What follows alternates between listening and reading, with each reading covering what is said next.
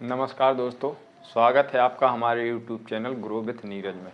मध्य प्रदेश सामान्य ज्ञान जिलेवार सीरीज के क्रम में आज हम चर्चा करेंगे गुना जिले के महत्वपूर्ण तथ्यों के बारे में। कल हमने चर्चा की थी अशोकनगर की। ठीक,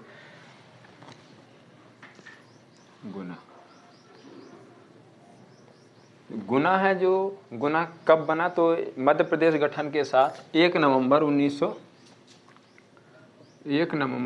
1956 को ही इसकी स्थापना की गई थी। और जो इसका वर्तमान स्वरूप है वो आपका 15 अगस्त 2003 का है। तो वर्तमान स्वरूप 15 अगस्त 2003 का क्यों है? क्योंकि 15 अगस्त 2003 को गुना से अशोकनगर को अलग किया गया था। ठीक है, जो गुना हमारा है ये आप देखेंगे तो उत्तर मध्य प्रदेश में आपको स्थित देखने को मिलेगा। कहाँ पे? उत्तर मध्य प्रदेश में।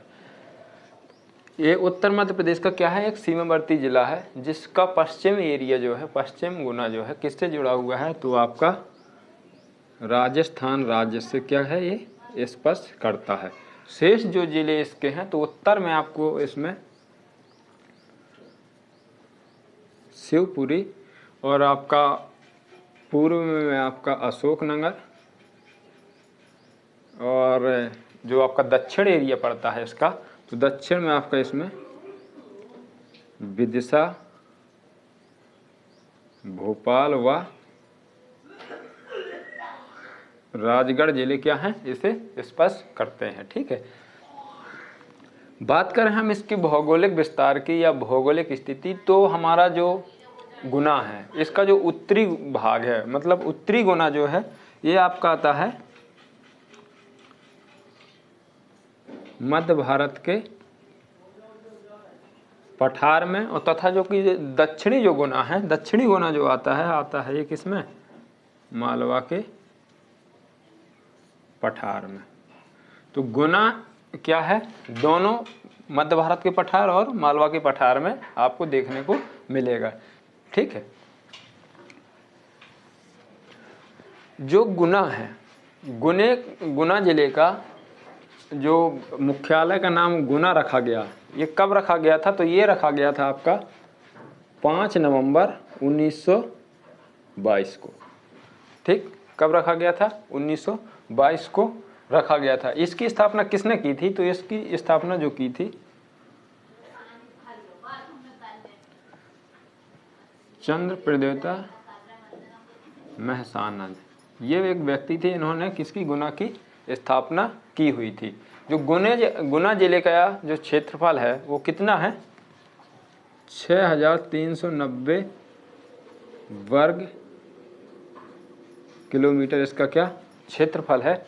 और इसमें वर्तमान में 7 तहसील देखने को आपको मिलेंगी। ठीक है, कितनी तहसील है, 7 तहसील हैं। साक्षरता की बात की जाए तो यहाँ की जो साक्षरता है वो 65.1% है, और जो लिंगानुपात है वो कितना है, 910 प्रत्येक 1000 पुरुषों पे महिलाएं आपको देखने को मिलेंगी। तो ये है हमारे गुने का आउटलाइन। ठीक है, बात कर लेते हैं इसके इतिहास की। तो आपका ये क्या है, गुना, आपने समझा, गुना को क्या, चंबल का प्रवेश द्वार भी कहा जाता है।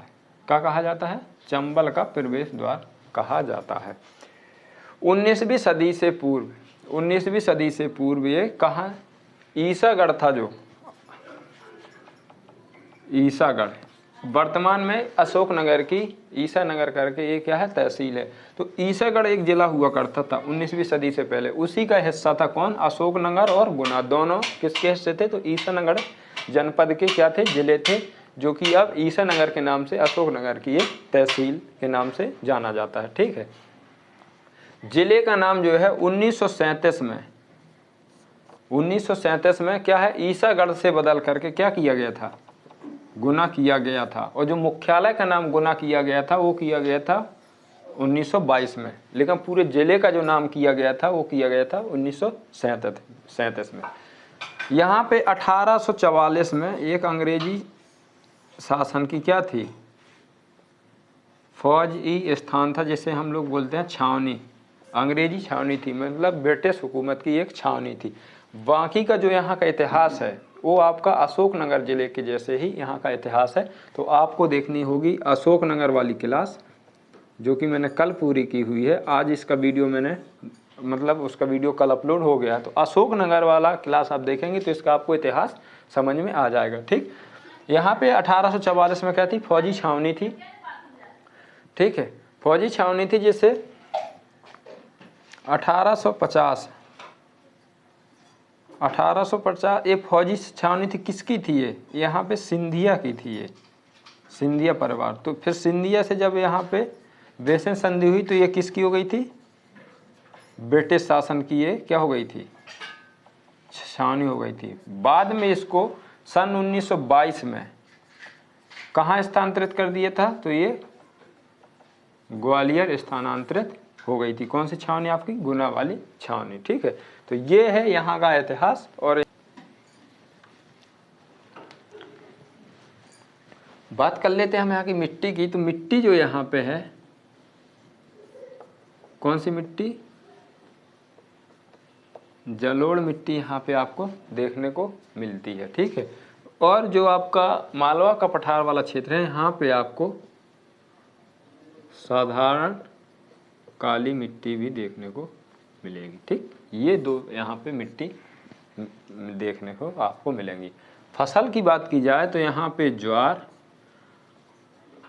मसूर, ठीक है, और वह चना की खेती यहाँ पे की जाती है। गेहूं तो बोया ही जाता, ज्वार, मसूर और चना। जो ज्वार अनुसंधान केंद्र स्थित है वो आपका कहाँ पे है, तो वो आपको स्थित है खरगोन में। यदि आपसे पूछा जाता है कि मध्य प्रदेश का ज्वार अनुसंधान केंद्र स्थित है, तो वो आपका कहाँ है, ये है आपका खरगोन में। ठीक, यहाँ पे एक डैम है, गोपी कृष्ण सागर डैम, गोपी कृष्ण सागर बांध। ठीक है, ये महत्वपूर्ण डैम है जो क्वेश्चन यहाँ से पूछा जाता है। ठीक है, गोपी कृष्ण सागर बांध स्थित है आपका गुना में। नदियों की बात की जाए तो यहाँ पे सिंध नदी प्रवाहित होती है, जो कि आपकी विदिशा के कहाँ से निकलती है, सिरोंज से इसका उद्गम होता है। ठीक है, तो सिंध नदी क्या है, गुना में अपनी प्रवाहित होती है। इसके अलावा यहाँ पे पार्वती नदी भी क्या होती है, प्रवाहित होती है। ठीक, ये थी यहाँ की नदियाँ। अब बात करते हैं हम यहाँ के उद्योग की। तो गुना में जो उद्योग है, उद्योग, तो यहाँ पे मध्य प्रदेश का क्या, साइकिल उत्पादन उद्योग, मतलब यहाँ पे साइकिल बनाई जाती है। तो साइकिल बनाने का कारखाना आपका स्थित है कहाँ पे, गुना में। ठीक, इसके बाद यहाँ पे नेशनल फर्टिलाइजर का एक कारखाना लगा हुआ है, जिससे खाद निर्माण होती है। किसका, खाद निर्माण कारखाना, जिसे किस नाम से जाना जाता है, तो इसे जाना जाता है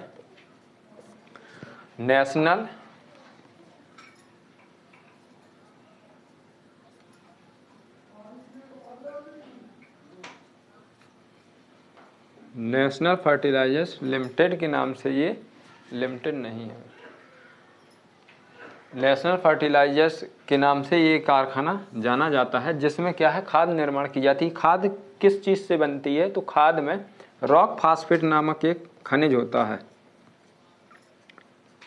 रॉक फास्फेट नामक क्या होता है, खनिज होता है, जिसका उपयोग खाद बनाने में किया जाता है। मध्य प्रदेश में रॉक फास्फेट कहाँ पे निकलता है, तो आपको याद रखना है, ये जो आपका है झाबुआ, पश्चिमी जिला है मध्य प्रदेश का, तो ये झाबुआ में इसका उत्पादन किया जाता है। किसका, रॉक फास्फेट का। रॉक फास्फेट का उपयोग किया जाता है खाद निर्माण में। ठीक, ये बात आप याद रखेंगे।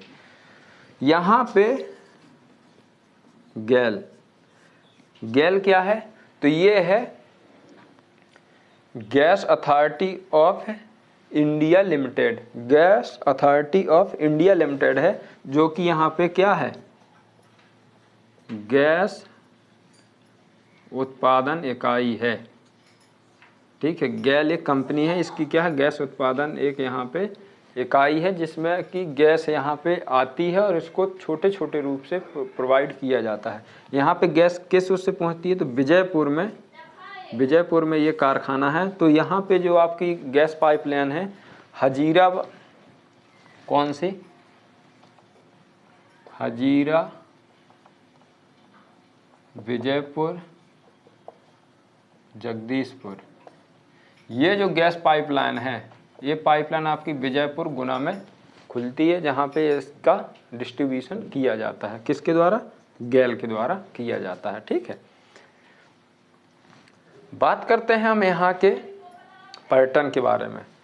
तो पर्यटन के बारे में यहाँ पे जो है एक 20 भुजा माता मंदिर बहुत ही प्रसिद्ध है। यहाँ पे 20 भुजा माता मंदिर यहाँ का क्या है, प्रसिद्ध मंदिर है। ठीक है, जो कि कहाँ पे है, बजरंगगढ़ में स्थित है।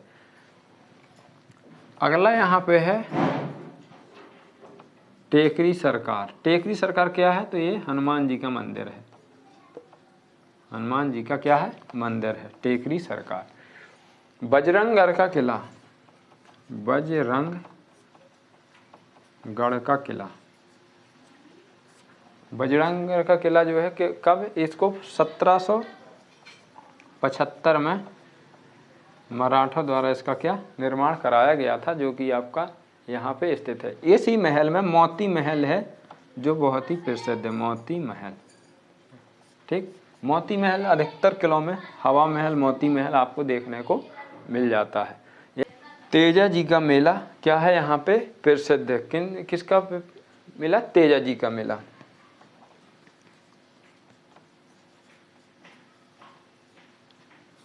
हीरा भूमिया का मेला, हीरा भूमिया का मेला क्या है, हीरा भूमिया बाबा के स्मृति में लगाया जाता है, जो आपका गुना क्षेत्र के कई गांवों में और आपके ग्वालियर क्षेत्र में देखने को मिलेगा।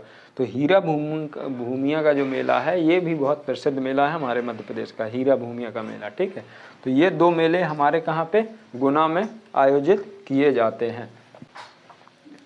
अगले क्रम में राघवगढ़ का किला आपका कहाँ पे है, तो ये आपका गुना में है। मध्य प्रदेश में भू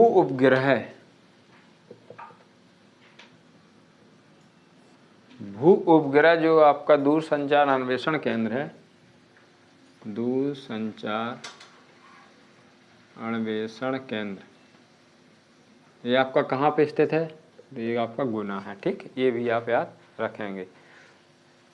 यहाँ का जो कतिकिया मेला लगता है, ये भी प्रसिद्ध मेला है यहाँ पे गुना में।